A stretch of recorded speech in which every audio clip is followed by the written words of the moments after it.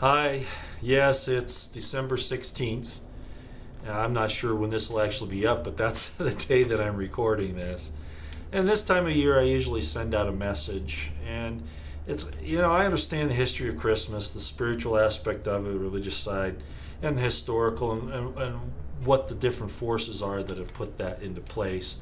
But knowing all that, I still appreciate the fact that this is the time of year where we kind of think more about giving, about helping the needy, about being with family and loved ones and things like that. So here we are. I'm doing it.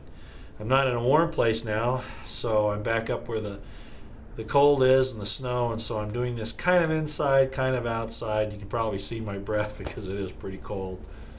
But I did want to get this out, and first of all say that I want to thank everybody. I want you to know that obviously I care a lot about the good people. I care for the bad people too, but in a different way. I hope that they see the error of their ways and fix that. But for all of you who are trying to do the right thing, oh yeah, you're going to make little mistakes. Not a big deal, as long as you're not out there trying to create and see evil, put it in places where it can do a lot of damage, and you're not really all that bad.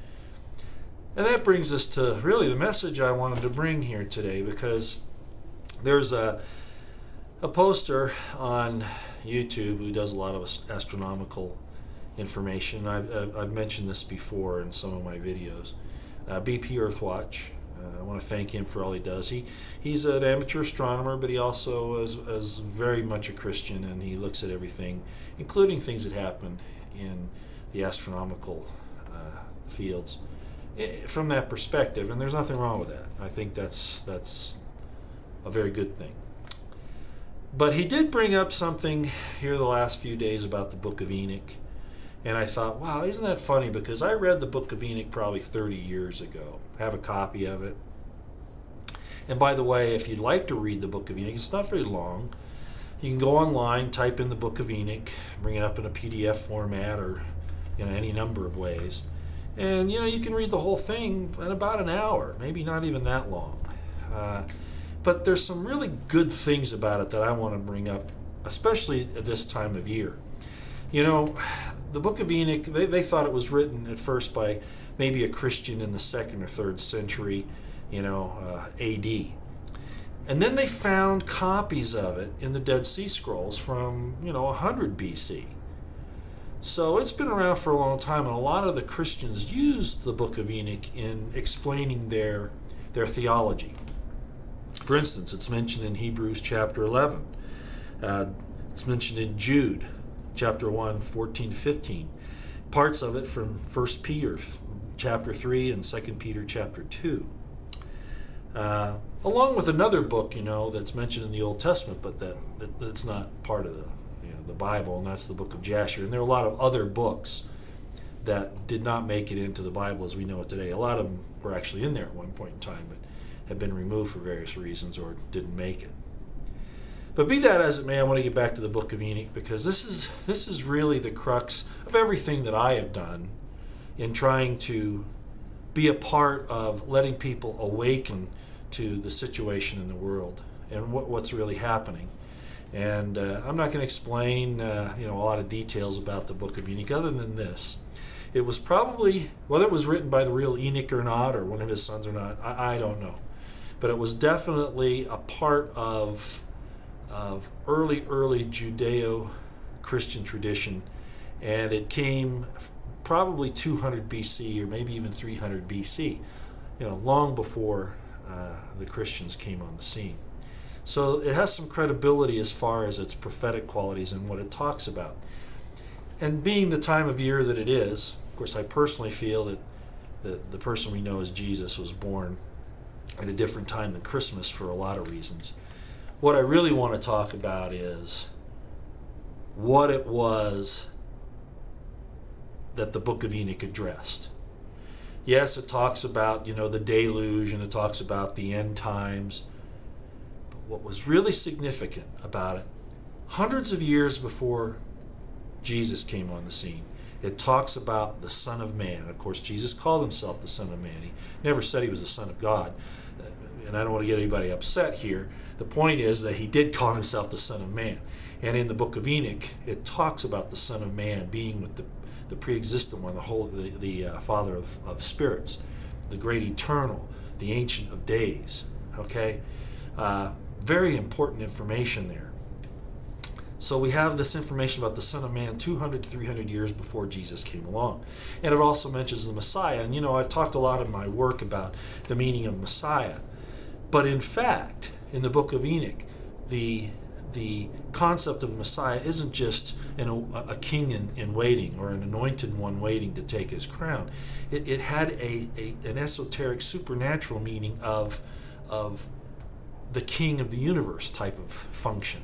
And that it would be someone who could rule, had a right to rule, and everything, the source of light, things like that. So anyway, the book of Enoch has a lot of value from that point of view and helping us to understand the Messianic movement of the first century, again, as I've talked about in some of my videos long ago now. But at any rate, I think it's important to understand the real nuts and bolts of the book of Enoch, because it really does have application to our time today. It has throughout history, because evil people have always tried to get into positions of power and influence, political power, kingships, presidentships, prime ministerships, whatever, dictatorships, Evil people gravitate to those positions. There's an old statement, the cream rises to the top. Well, ladies and gentlemen, so does the grease, if you hadn't recognized that in the past. So the nasty stuff has a tendency to come up too. So the book of Enoch addresses this situation that occurred with these fallen angels. And I know there's some philosophical differences in what angels are and all that, but this is the way the book of Enoch says it. I'd love to get in a long dissertation on this, but we'll just make it quick. These fallen angels came down and took wives of the children of men, of the daughters of men. Wow, well, angels aren't supposed to have sex. Well, like I said, there'll be a big philosophical argument on what's going on there. That's not really where I want to go today. But the point is that they brought out a race of beings like men who were basically evil, who did really bad things, and taught men evil things. How to kill for gain, how to be greedy, how to steal. Not just work with the elements like copper and metals and crafts and things like that, but actually how to use them for evil purposes. Well, the Father of Lights, the Father of Spirits, the Ancient of Days, had a problem with them. And the Son of Man, who is talked about in this book of Enoch, stands against these evil ones. And you've heard me say before that God has taken care of our us lowly sinners, the ones that are influenced by these people. We try to do good every day, but we're caught up in the matrix every once in a while, for lack of a better term, and we do things that we shouldn't. But we're not out here designing evil and trying to design murder and things like that. Most of us aren't. Most of us are just trying to make it from day to day. And God has an issue with us only in the regard that he wants us to get better. All right? But there are people on the earth today who are descendants of these evil ones, or who listen to their evil spirits. Sounds crazy, I know, and they do evil things, and it's those that God has an issue with. It's those in these last days that the Son of Man has an issue with. And that's what the book of Enoch is so beautiful in explaining. So if you don't have a book of Enoch, I think you should go and read it. And you can get it online. Just search it out, the book of Enoch, and you can get a PDF copy of it in different varieties. And it doesn't matter which one you read, I don't think. They're all pretty close. Some are a little different, but you can read it and see what I'm talking about. Now it gets into the luminaries and the universe and some other things, but the part about the Watchers and the Son of Man responding to the evil things that they're doing is really what set me on a course to stand up against the evil in the world today, especially the leaders, the governors, the presidents, the kings, the dictatorships, the people in power in government. are the people that cause all of this evil in the world. You don't want to believe that because you've been conditioned that governments are good by and large, but they're not, especially not the way they're administered today, and they're used for murder and for gain. So go look at that, and I think you'll be interested in seeing how the Son of Man, the Messiah in a really supernatural form, unlike just the anointed king that I've talked about before in Jewish history. It really is talking about this supernatural, this one next to the great eternal, the self-existent one, that is in fact the Word of God and the light and life of the universe and of the earth, of the world. So I have a lot of respect for that. It's really what set me on the course to look at where the evil is and why it's running rampant in these latter days. And so from that point of view, I hope you will go read it. I think you'll find it very, very interesting. So I'll kind of leave it off on that as far as the book of meaning is concerned. I will say this, that one of my great regrets is that I wasn't able to be in an official capacity to make my stand. Of course, I may not have had any greater success, but it may have been a little easier to understand where I was coming from during all this time over the last couple of years, and certainly would have given me some other credibility. But again, I will let my words stand on their own merit. The only reason why I used any information about my background, professional and otherwise, is not really to gain an advantage, but just to say I've had some experience in these issues, and that's the reason why I brought them up. Again, I kind of wish I could have done it from an official capacity, and I would have done so. I think my record shows I would have done that. But be that as it may, I'm glad that I've been able to speak out at all.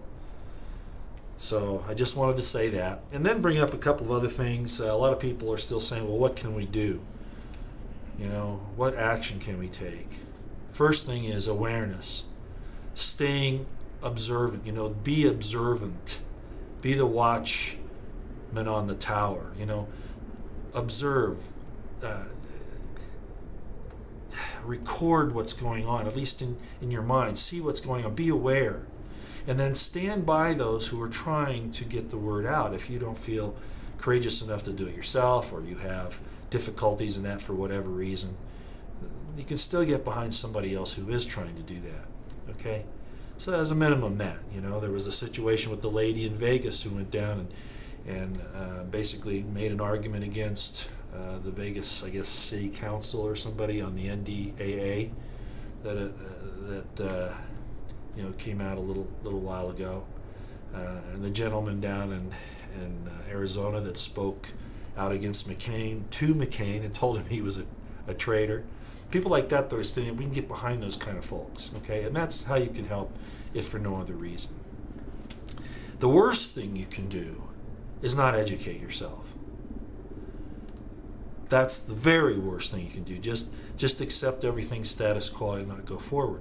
I'm going to talk about somebody here that I knew not too long ago, somebody quite dear to me actually, and I never called them on this. And the only reason why I'm mentioning is because I heard a radio commentator mention this today, and I thought, holy cow, I wonder if that is being taught. I don't know if it is, but let me tell you the story.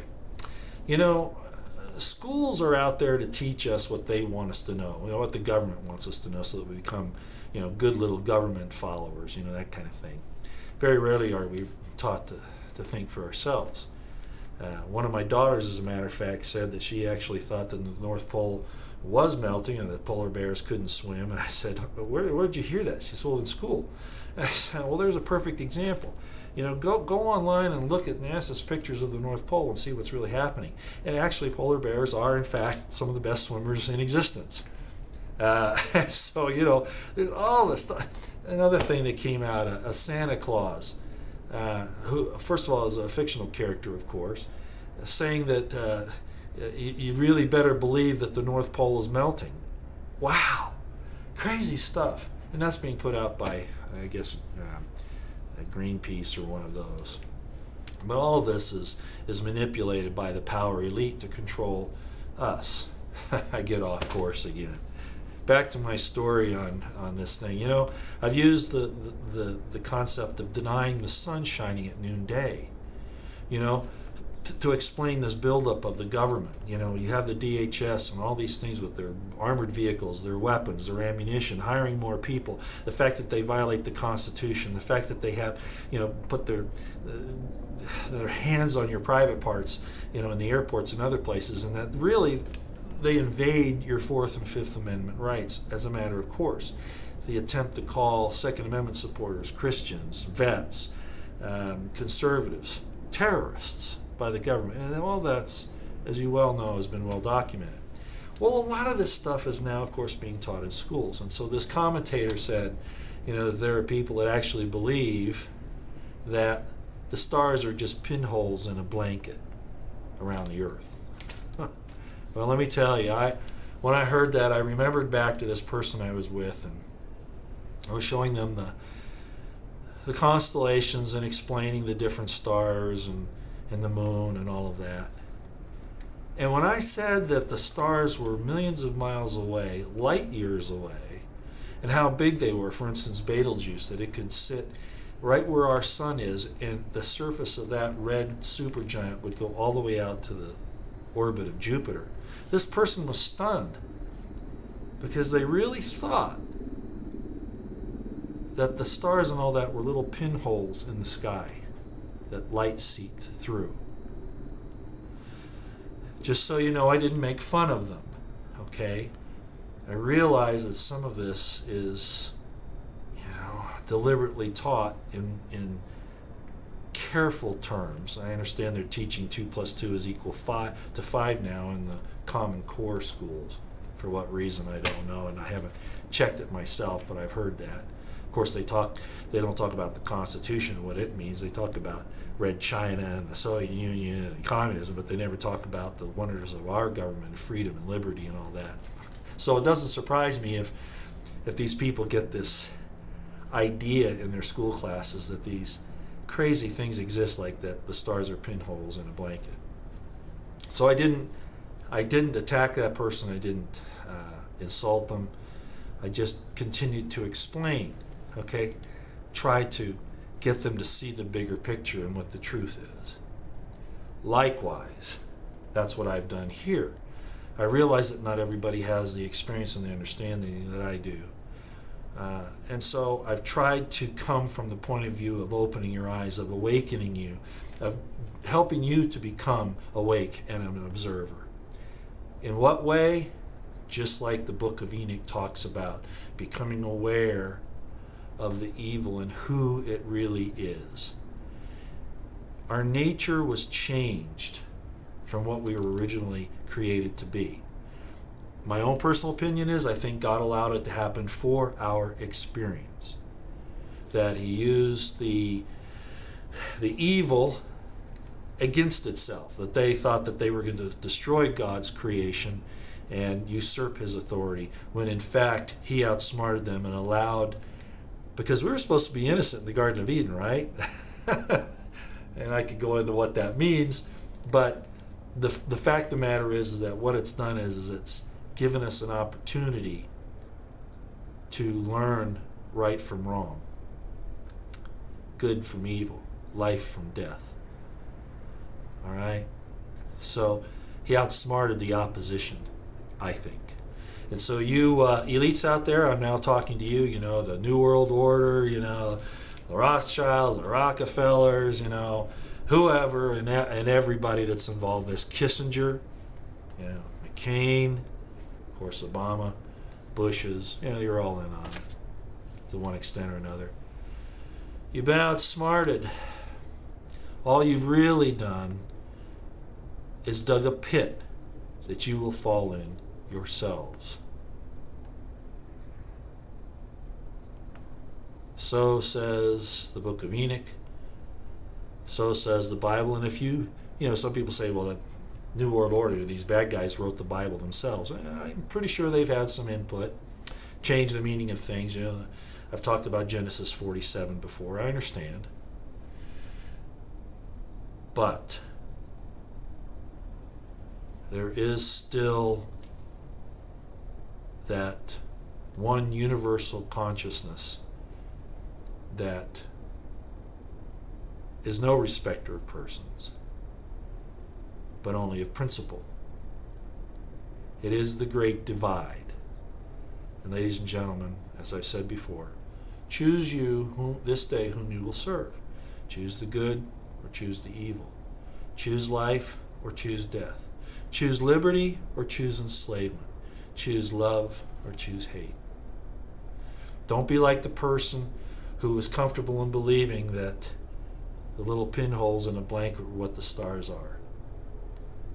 Understand that when I say the things I do, and when a lot of people like myself say the things we do, we're not doing it from a point to insult you. We're doing it from a point of view of love, and that you awaken, as I said in my last video, to your awful situation. Have hope in the Creator. You know, faith is the substance of things hoped for, the evidence of things unseen.